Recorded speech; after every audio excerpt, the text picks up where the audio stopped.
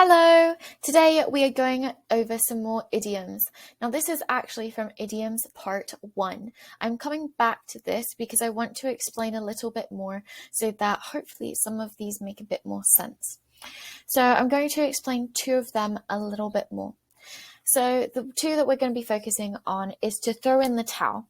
So to throw in the towel or to give up on something or to stop doing something.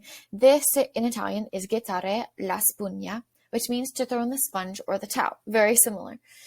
But did you know that it's actually saying that expression because it's coming from a boxing action where the coach, if he throws a sponge onto where the boxers are fighting, then that means to stop.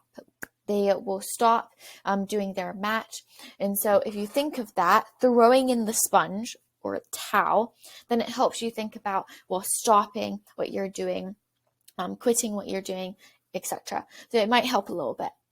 The other one is to have it both ways or to have the best of both worlds, or in Italian, salvare capra e cavoli, which is to save goat and cabbages. Now, that one doesn't quite make as much sense. So that's why I'm talking about it today. So this expression is actually coming from a 19th century story which is not a real story, but just a riddle that says that a man has a goat, a cabbage, and a wolf. He got all of them from a market, but now he has to cross the river. He can only take one thing across the river at a time. Well, if he takes the wolf, the goat is going to eat the cabbages, so he won't be able to have his cabbage. But if he takes the cabbage, so then the goat won't eat the cabbages, then, well, the wolf is going to eat the goat.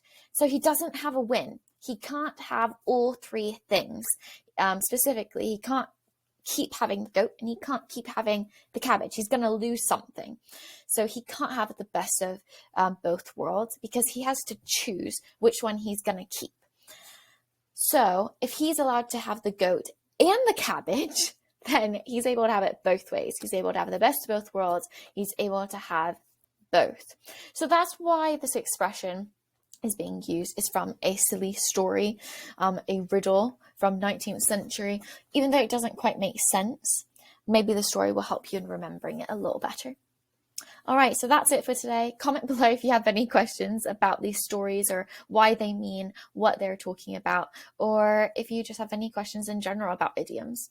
There are 2 videos already in the classroom where you can find idioms part 1 and part 2, and eventually there will be more. So just let me know if you have any questions on them.